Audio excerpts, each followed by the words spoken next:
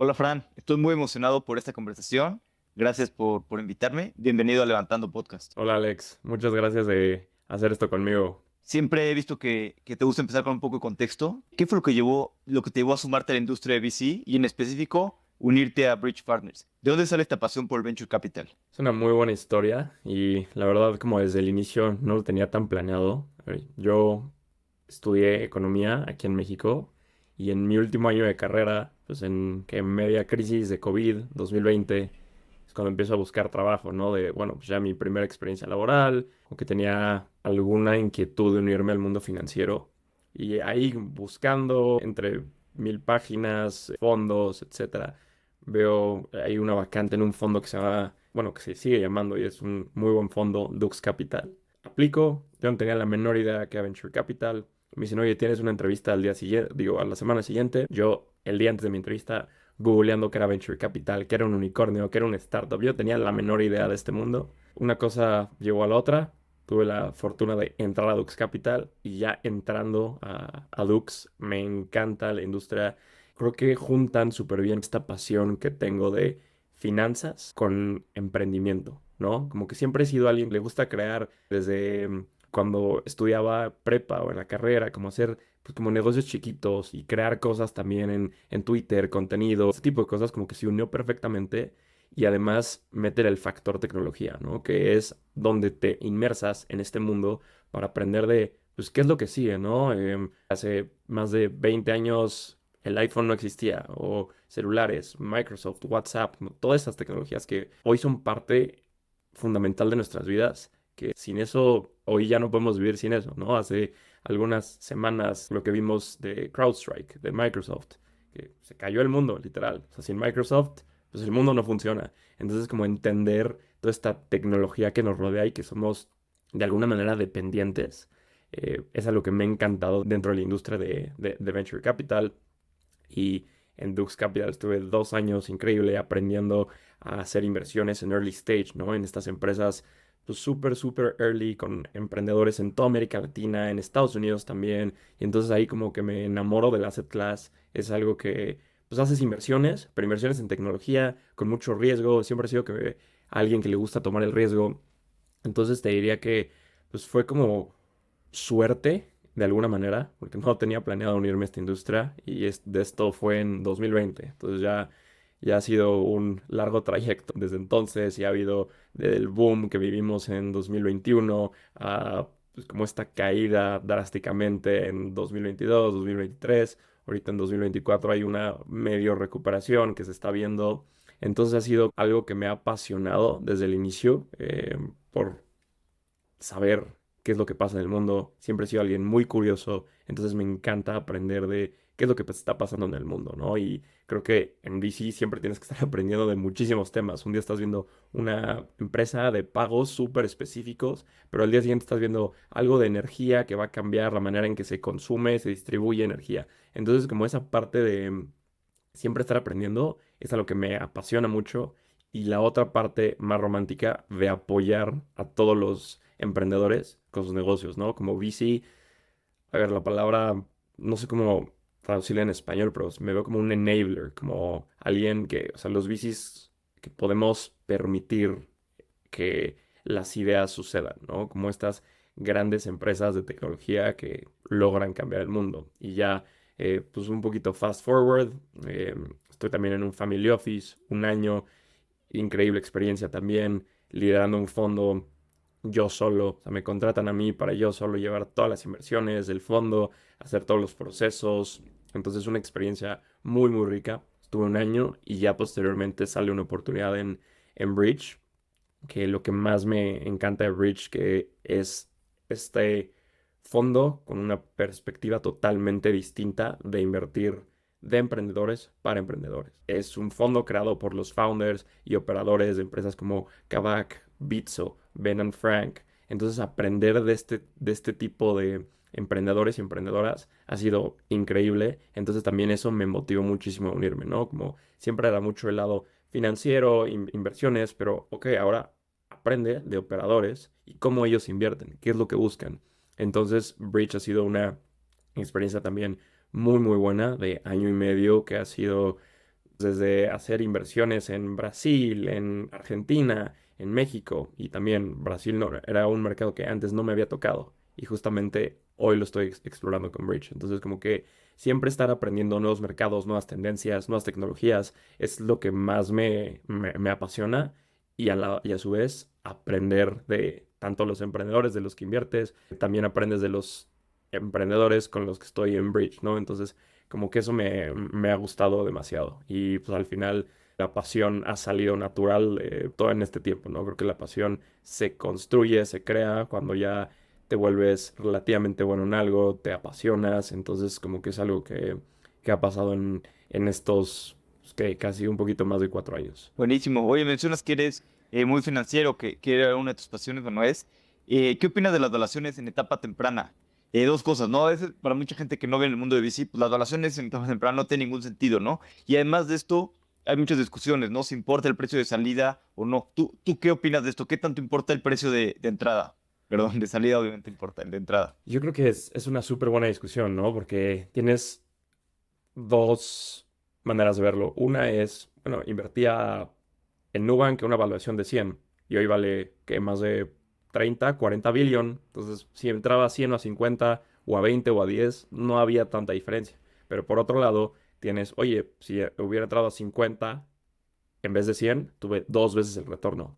Entonces, yo creo que es una muy delgada línea que puedes cruzar o no como inversionista de ¿soy sensible al precio o no? Yo creo que sí debes ser sensible al precio de entrada, porque como fondo tú quieres tener el mayor ownership de las empresas en las que inviertes, ¿no? Al final del día tú estás optimizando por este ticket, el que tú vas a invertir, ¿no? Si yo tengo un fondo que invierte tickets o de 100,000 o de 1 millón o de 10 millones de dólares, yo si veo que ese ticket está entrando en una evaluación cara, bueno, no cara, sino elevada, pues va a ser más difícil que al final, cuando sea una salida, pues me pueda regresar el retorno que estoy buscando, ¿no? Si entro hoy está a una empresa en 5 millones de dólares, ¿no? De evaluación. Pero si, por ejemplo, no le va tan bien, no ya va a ser unicornio, pero se vende por 500 millones de dólares. Bueno, eso es increíble.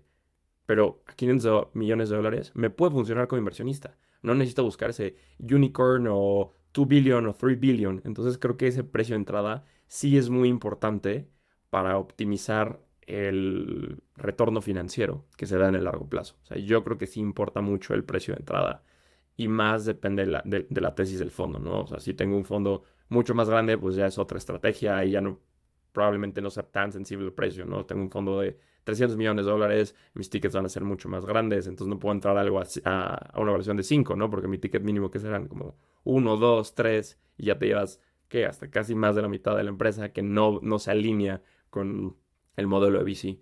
Pero generalmente yo te diría que sí importa mucho ese precio de entrada y las valuaciones. Y afortunadamente en la TAM ya estamos viendo que están bajando las valuaciones, ¿no? Hubo un momento que sí teníamos pues estos proyectos que no tenían pues, todavía nada tangible, sino eran PowerPoints o ideas más que nada con emprendedores increíbles, pero al final no se daban estos múltiplos de salida ya que son una salida o sea, creo que es más difícil, o sea, invertir cuando las valuaciones están caras. ¿Y qué tanto hablaste del tamaño del fondo? ¿Qué tanto hay que cambiar la estrategia de inversión y todo? ¿Qué tanto influye el tamaño del fondo?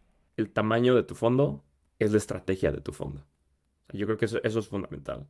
O sea, si quiero invertir en pre-seed, pues, no sé, normalmente son fondos más pequeños porque las rondas son más pequeñas. Quiero invertir en serie B, pues ahí el tamaño de mi fondo tiene que ser mucho más grande. Entonces yo creo que el tamaño del fondo va a definir la estrategia que sigues como inversionista.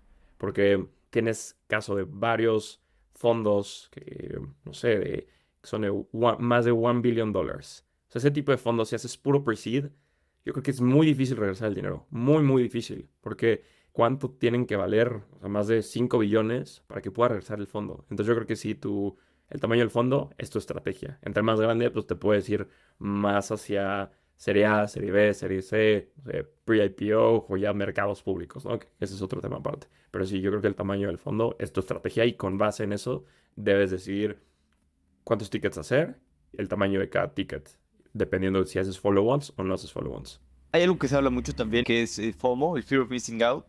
y es muy común que pase de repente una startup se empieza a calentar, de repente todo el mundo quiere invertir y de repente pues, se habla mucho también de esta mentalidad de manada que existe en Venture Capital, que todo el mundo se queja y todo el mundo dice que es pensador independiente, pero hay muchísima mentalidad de manada. ¿Cómo evitas tú caer en el FOMO como inversionista? A ver, Alex, no te voy a mentir, cuando arranqué en la industria sí me pasó mucho de que veía deals o rondas de inversión que estaban lideradas por un super fondo en Estados Unidos o un muy buen fondo en América Latina. Sí generaba como, oye, ellos que llevan años en la industria, pues algo tienen que ver que yo no estoy viendo. Entonces, pues, sería un no-brainer no entrar. Entonces, creo que conforme aprendes y vas invirtiendo en más, empiezas a generar esta habilidad de evitar el FOMO. ¿Cómo? Haciendo your own research. Yo creo que es complicado, te digo, al inicio, pues sí, me dejaba llevar por estos grandes nombres, mega rondas, y más en 2021, ¿no? Que ahí era difícil no dejarte llevar por este FOMO. Y yo creo que conforme ha pasado el tiempo, he aprendido mucho a evitarlo. ¿Y cómo? Haciendo research. Y creo que los dos factores fundamentales son el equipo y el mercado. Y entonces, ya que validas estas dos cosas, siendo un inversionista pre-seed, ya puedes tú solo llegar a tus propias conclusiones. Te pongo un súper ejemplo, ¿no? Ahorita en Bridge hicimos una inversión en Centroamérica. O sea, en una empresa que está en Centroamérica y la mayoría de los fondos pasaron, los fondos fuera de Centroamérica por el tamaño de mercado. Y entonces aquí fue como, no, nosotros encontramos que el mercado es muy grande, lo analizamos de tres maneras, entonces aquí vemos una oportunidad muy, muy grande. Por más que los otros fondos fuera de Centroamérica no han invertido y quedan muy chico, muy chico. Entonces creo que sí tienes que desarrollar esta habilidad de generar tus propias conclusiones con tu propio research. Y al final, pues sí, a veces te dejas llevar por estos superfondos están invirtiendo y pues podrías invertir con ellos, ¿no? Que es los fondos que han hecho las cosas bien históricamente, entonces sí te puede generar un poco de FOMO, pero al final yo creo que lo más importante es hacer y llegar a tus propias conclusiones. Y ahorita llevas algunos años en la industria de Venture Capital, tienes bastante experiencia, has trabajado en diferentes fondos, family office y demás. ¿Qué sabes hoy que te hubiera gustado saber cuando empezaste a invertir? Yo creo que la gran importancia del equipo. O sea, todos dicen el equipo, el equipo, el equipo. Estoy totalmente de acuerdo. Porque puedes arrancar una empresa con una idea y al final esa idea no se va a tangibilizar. O al final esa idea no va a tener éxito, pero tienes que confiar en los emprendedores que van a hacer un pivot, una iteración, algún tipo de cambio en el modelo de negocio, en el producto, en todos los factores que puede hacer que tenga éxito o no la empresa.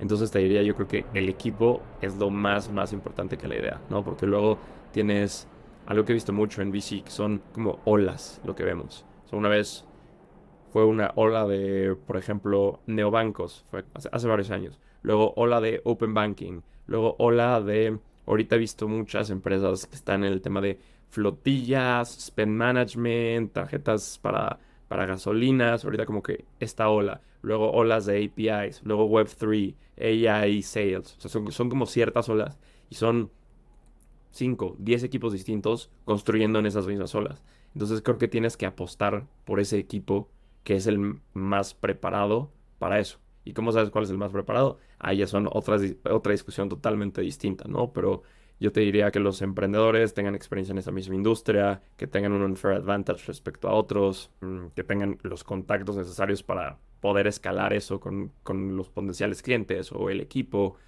o otros factores que van a hacer que la empresa tenga éxito, pero sí te diría que lo más importante es el equipo. O sea, por más que sea una increíble idea y que digas, el equipo está como bien a secas, no, tiene que ser un equipo que sea Tier 1, outstanding. Entonces yo creo que es lo que más he aprendido y lo que más se me ha quedado desde que inicié en VC. O sea, la importancia del equipo. Totalmente.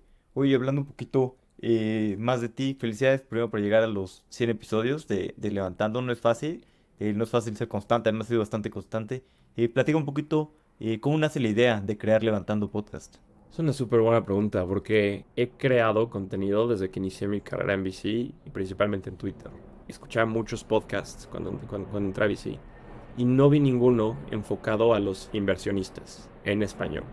Así tenías varios como el tuyo, que era de mis favoritos, enfocado más en los fundadores, ¿no? Pues como se llama el podcast, Fundadores. Varios podcasts enfocados en los founders, en los CEOs, pero me puse a pensar y no encontré ninguno enfocado en los inversionistas. Entonces, a mí, cuando entré a la industria, es algo que a mí me hubiera encantado tener y no lo tuve. Entonces, fue como, a ver, tengo ya los contactos de las personas que trabajan en los fondos, tengo este network y esta visibilidad en redes sociales ya desde Twitter que me puede ayudar a que ese paso inicial de crearlo no sea tan difícil. Entonces fue de la idea a la ejecución, tomé una semana de tiempo.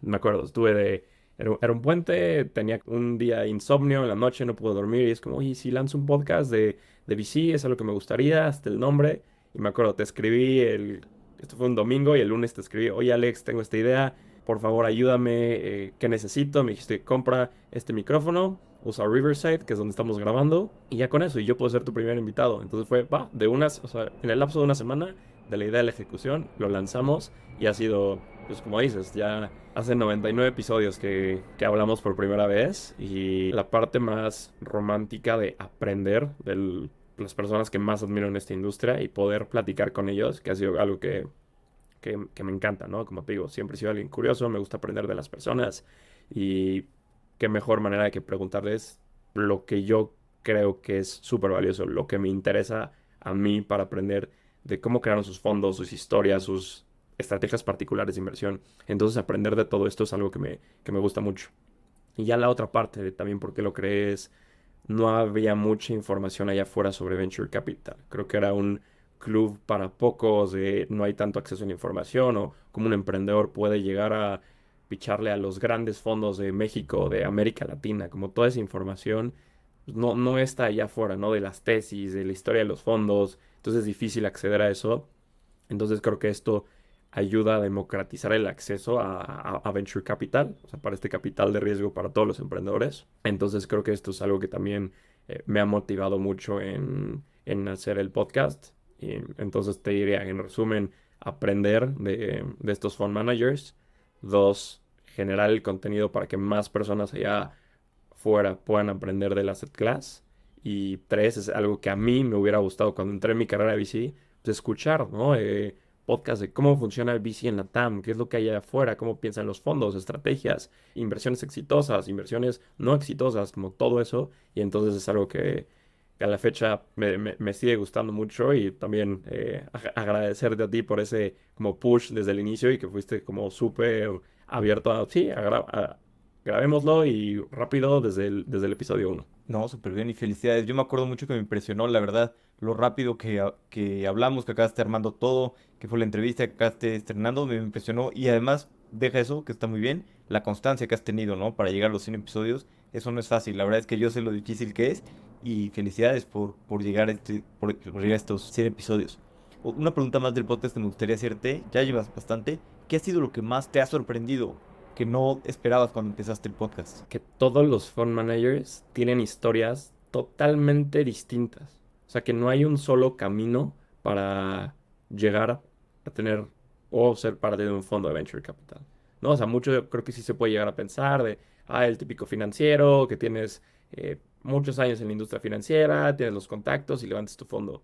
Pero he hablado con una cantidad de fund managers de backgrounds tan diversos, y no solo en América Latina. O sea, también he hablado con fund managers en Europa, uno en Asia, en Estados Unidos, y todos los caminos hacia VC son distintos, ¿no? Por ejemplo, uno, me acuerdo perfecto, Alejandro, de No Border Ventures, él, pues cuando tenía, ¿qué? 20 años, tenía una banda de rock, y luego una cosa llevó a la otra y un fondo de VC. O por ejemplo, otros inversionistas que fueron emprendedores, tuvieron un exit y ya fundaron su fondo. O alguien que empezó como tú, como ángel inversionista, que se metió a la industria, hizo su podcast y lanzó su fondo.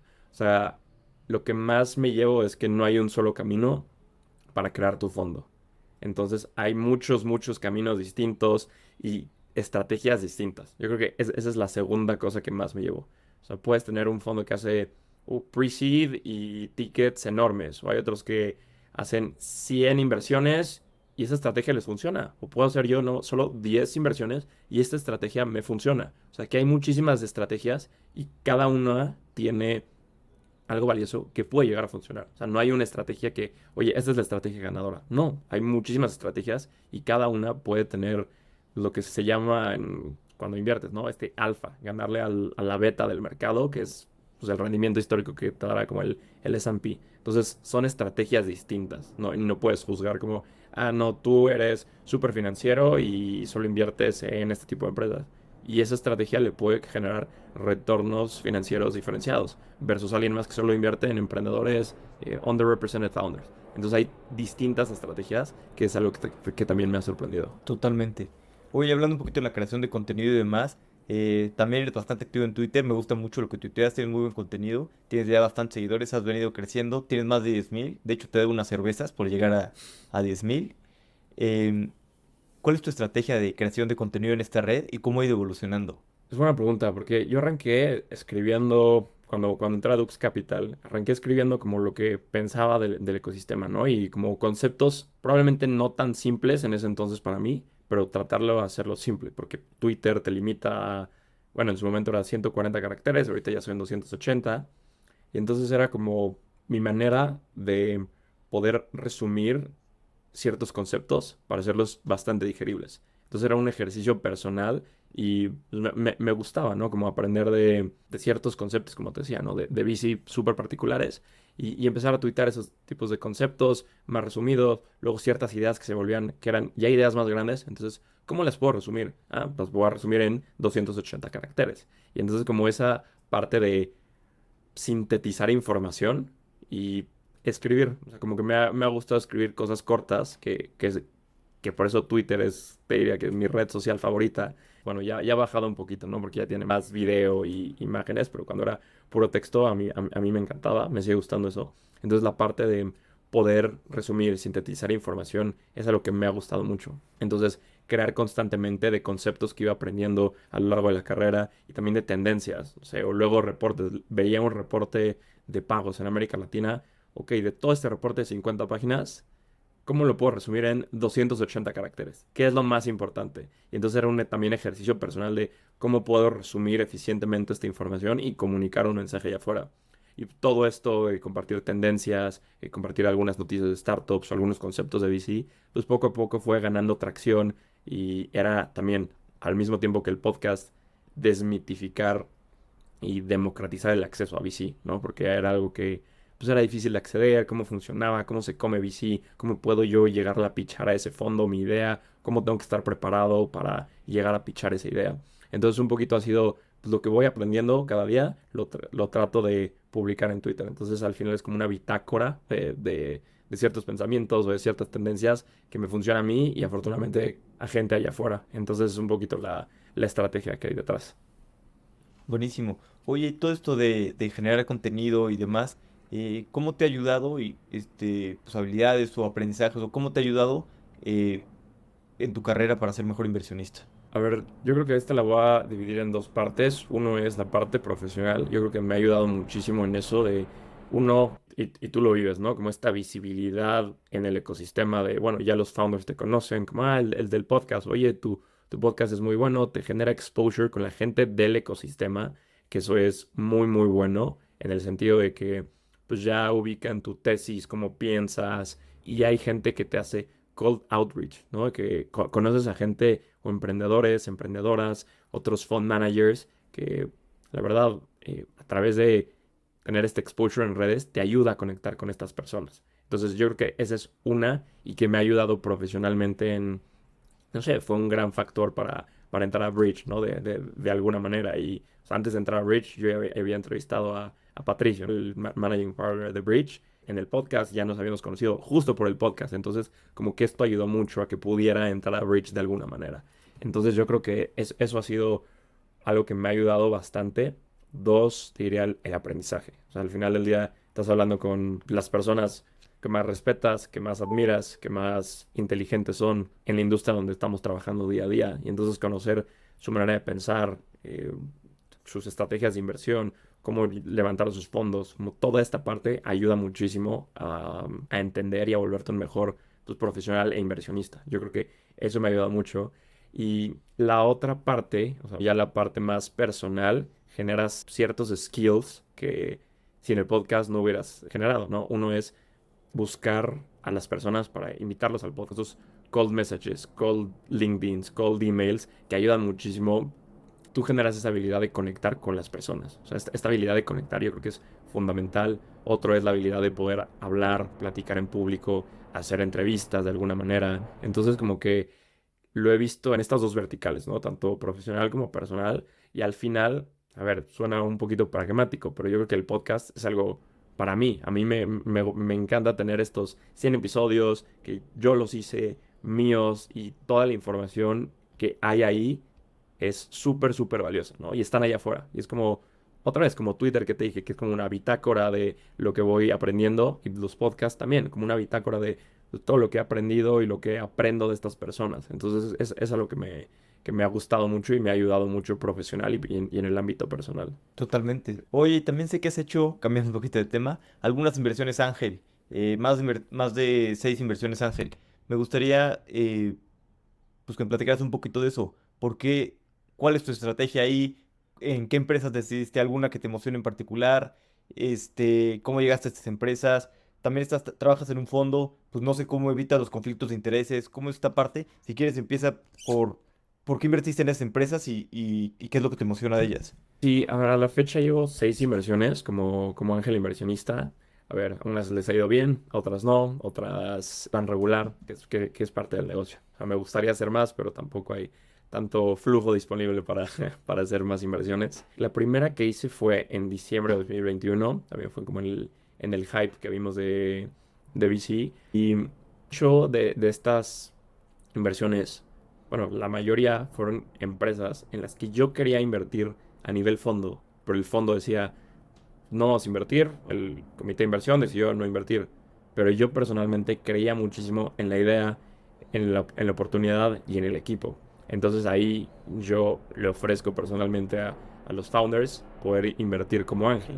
Y por más que sea el ticket más chiquito que van a tener en su cap table, me aceptan en el cap table por el valor que creen que les puedo aportar, ¿no? Y este valor pues, yo lo tangibilizo en intros con otros fondos, estrategia de fundraising, intros también con ciertos fondos de deuda. Entonces, eso me ha ayudado mucho a poder tener el allocation que quiero en ciertos deals de, te digo, tickets micro. O sea, me considero como micro angel investor, pero me gusta mucho tener ese portafolio personal de inversiones como ángel y a la par pues, de los fondos en los que estoy, también el portafolio del fondo, ¿no? Como contribuir a esas inversiones. Y mencionaste un tema súper interesante. ¿Cómo evitas ese conflicto de interés? O sea, primero, yo creo que tiene que venir la decisión del fondo si se decide invertir o no. Y ya a partir de ahí, yo ya puedo decidir si invierto o no como ángel. Entonces, ahí ya hay esta libertad para hacer inversiones. Por ejemplo, una que me emociona muchísimo es una empresa que se llama Finanex, de un founder argentino que están haciendo trade financing. Me encanta lo que están haciendo, creciendo. Y también, curiosamente, soy doble inversionista. Bridge invirtió en Finanex y yo también como ángel. O sea, yo antes de entrar a Bridge había invertido como ángel, ¿no? Entonces es una empresa que va súper bien. Otra que también me encanta es una que se llama Spacchio, de una empresa de logística aquí en México. Un súper equipo. Entonces, como que de estas lo que más me emociona es lo que decía al inicio, ¿no? El mercado, pero más que nada el equipo. Yo creo que son emprendedores que tienen un unfair advantage para poder ganar en estas industrias. Y al final también es otra manera de aprender, ¿no? O sea, put your money where your mouth is. Al final es, creo en esto, ok, el fondo decidió o no entrar en esta inversión, pero a mí me encanta, vamos a invertir como ángeles. Y bueno, pues tú arrancaste también pues, tu carrera como ángel y luego a fondo. Entonces creo que ahí sabes muy bien cómo que llega a ser complicado, pero aprendes mucho más y creo que es una relación distinta la que se tiene como fondo que la que se tiene como ángel inversionista. Totalmente. ¿Y qué te han dejado, qué has aprendido en estas inversiones? Porque como entonces empezaste cuando era el hype y todo el mundo era ángel inversionista, y después pues, pasa el tiempo y ves las cosas más complicadas, algunas buenas, otras no. Y es muy diferente, pues cuando estás poniendo tu dinero ahí, ¿no? Tus ahorros, tu dinero que ha costado trabajo ganar. ¿Qué has aprendido de estas 6 inversiones? que VC sí es un juego de muy largo plazo, en el sentido de que la liquidez viene, pues creo que lo hemos platicado, ¿no? Como años 6 7 8 o sea, todo depende de cómo está el mercado. Y pues sí, esas inversiones, pues ahí están y es esperar a que venga como ese momento de liquidez y ver cómo puedes apoyar a los emprendedores. Algo que sí me he fijado mucho es, bueno, ya estoy como Ángel, entonces, ¿cómo los puedo yo apoyar en sus empresas a que se puede mover la aguja de alguna manera? Como te decía, oye, están buscando a su head de revenue o a su VP de tal, o están buscando a un analista de business analytics. Ayudarlos a conectar con este talento y la otra, ayudarlos a conectar con fondos, ayudarles con la estrategia de fundraising. Algo que les puede ayudar mucho es como, oye, no vayas a hablar con este fondo, que ellos no invierten en ti o invirtieron en el competidor. Entonces, algo que ha apoyado mucho es la parte de fundraising, que pues como VC sabes ya cómo funciona este fundraising. Entonces te digo, como aprender también de ellos, de sus empresas y también lo difícil que es hacer inversiones como ángeles, o sea, como Ángel. A mí me gustaría tener el capital para hacer 10 15 20, ¿no? Solo llevo 6, o sea, me gustaría seguir aumentando ese portafolio y ir generando ese track record personal. Creo que son muchos aprendizajes, pero buenos aprendizajes y al final te das cuenta que lo más importante es el equipo. Totalmente. Oye, y también un poquito hablando más en el aspecto VC es un asset class muy bueno históricamente, pero también nos tocó pues, que siempre venía para arriba, ¿no? Creciendo y Latinoamérica y bla, bla. Y estos últimos años, pues ha sido la primera vez que fue un bache, que tal vez, oye, VC es un buen asset class, pero también existen otros asset class y también es muy bueno, no sé, los mercados públicos están más bien y no tiene este problema de que no es líquido y de ciertas cosas, ¿no? ¿Cómo ves? Y además, puedo decir, en Latinoamérica, en Estados Unidos tiene estas salidas de 10 billions, ¿no? 50 billions. En Latinoamérica, pues, ¿cuántas empresas tenemos que sí valgan 3 billions, 5 billions, ¿no? ¿Y cuántas va a haber en el futuro, ¿no? ¿Cómo ves pues, todo esto de manejo de activos contra otros activos y cómo ves el futuro del venture capital en América Latina?